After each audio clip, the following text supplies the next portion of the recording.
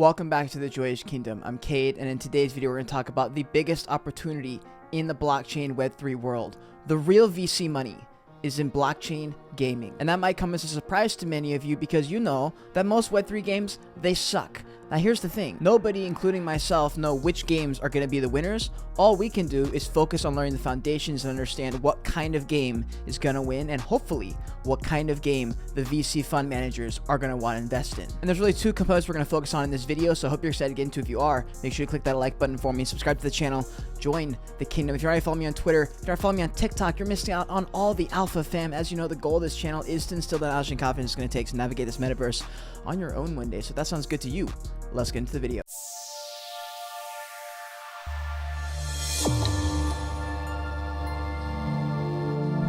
Don't forget, if you're an NFT Project founder or Web3 company, that I do offer the Brutally Honest Review series on my YouTube channel. There have been VCs and private investors that saw some of my review videos on certain projects and companies and reached out to them. Remember, you never know who is watching content. It's a different type of organic marketing that's going to attract a different, older, more mature crowd. And that is the reason I've been able to go full-time in Web3, because the opportunities I've been given because of the certain audience that I have. The meta went from quantity and volume and hype to quality. So what are you waiting for? Book a high quality audit with the Brutally Honest Reviews. Again, link to my website down below in the description to get started. Now, whether you're new to the space or you've been here a long time, a word that comes up a lot when you're thinking about blockchain gaming is play to earn. Play to earn has been the model that all the games have really used, and also the narrative that a lot of the gaming companies, a lot of the metaverse projects have been using to basically try and get people to come into the ecosystem. And in this video, we're going to talk about the other side of the coin that I think is far more superior of a narrative to roll with, as well as getting more bigger companies into the space. But all you really need to know about the play to earn aspect is you get people to play the game.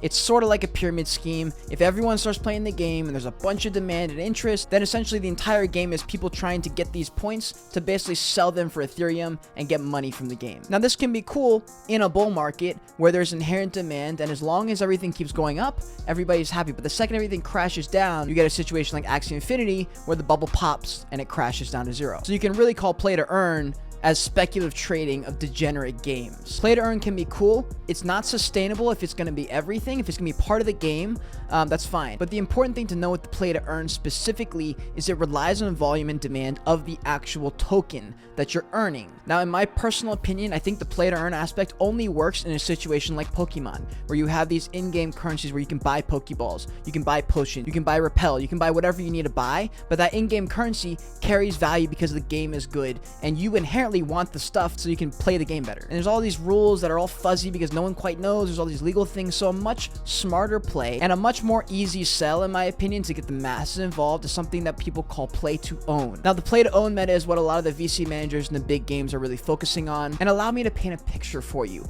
When you go and buy anything, really, and they ask you, hey, would you like a receipt? For me, most of the time I say no, because I'm 24 and I just throw away receipts. But if they say, hey, like, what if we just email it to you? A lot of times I'll say yeah. Now, why would I choose an electronic receipt over a normal one? Well, because digital receipts I don't actually have to carry. It just sits there in my email. It's faster, it's easier, it's searchable, it's provable. I can say, hey, here's my email, here's the receipt, this is my email, they sent it to me, blah, blah, blah. It's so much easier to prove that this is real. And to take a step into metaverse territory, in games, you would own your assets, your gear, your skins that you already paid for. A lot of people in the games pay for skins. I've paid for little things that make the game experience more fun, right? And wouldn't it be cool if I actually own them?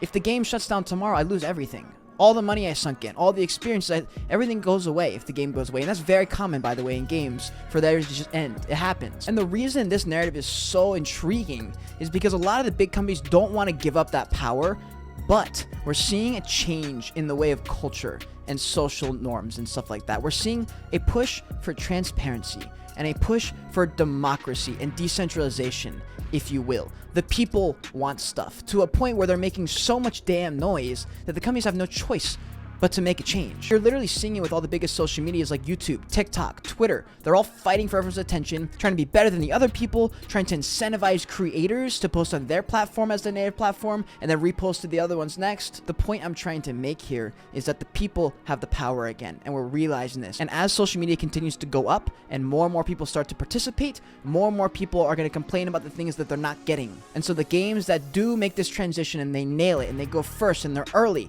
those will be the games that probably probably blow up. Now, the good thing about the play to own aspect is it literally pushes you to want to play the game because you want to have cool shit. I mean, you want to own the cool shit. Not so much that you're like playing to earn this token that may or may not go up with value, but it's just an extra thing that gives you an emotional tie to the game. And so I think you're probably picking up on this, that the real answer is somewhere in the middle. Blockchain gaming could be a mix of the play to earn aspect. Some parts are play to earn, some parts are play to own. Now, the reason I keep bringing up Pokemon is because it's just such an easy visual. So many people understand or have at least heard or seen Pokemon. And with Pokemon, you focus on the fun and you play to own, and then you play certain aspects of the game to earn. And if you played Pokemon, you know there's certain side quests you can take. What if in those side quests you earned currency in the game that wasn't really like traded on, you know, an Ethereum or USD currency, but it was actual currency in the game where if you did these things, you earned money for it. Kind of like when you run around and you beat Pokemon trainers, you get some of the cash that you get from there. What if there was like an entire world where that could be the entire thing? It's just that part of the game is focused on playing to earn the token. And then for the rest of the game, maybe the Pokemon, the actual creatures in the game, are the assets. These are the things that you play to own. So if you have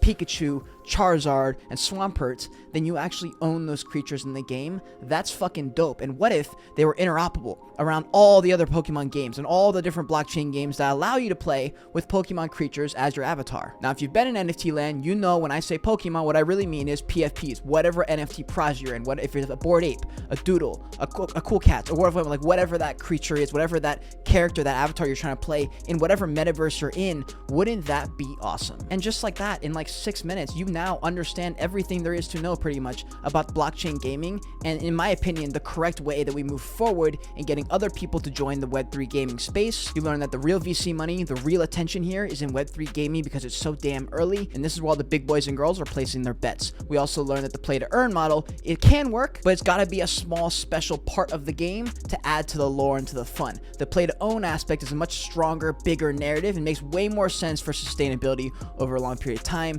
And then finally, we finish with the idea that blockchain gaming will incorporate both of the two, but I hope as we move forward, we get a little bit away from play to earn aspect because it just sounds like a damn Ponzi scheme. It does. There's no way to get around it. It sounds like a Ponzi scheme. The play to own model, you own these assets in the game. That is so much better of an explanation. And when like high level up people that you're trying to convince are just giving you shit for it, the play to own argument is so hard to argue against, because it's like, yeah, like I would rather own it than not own it, right? And if that's the case and it becomes easier and people want that, at some point the games are going to say, okay, well, a ton of people want this stuff, we better move into this world. And what better way to do it than using the blockchain? Because you can't fake it. You're in the metaverse, you either have this or you don't have this, and it's right there. There's no way to fake it. Anyways, if you enjoyed this video, if you learned something, make sure you smash that like button for me, subscribe to the channel, join the kingdom, make sure to follow me on Twitter and on TikTok for all the alpha fam. If you want to see more of me right now, click on one of these boxes on the side of me. Until next time, continue on your voyage, continue to learn, and be grateful you're alive watching this video.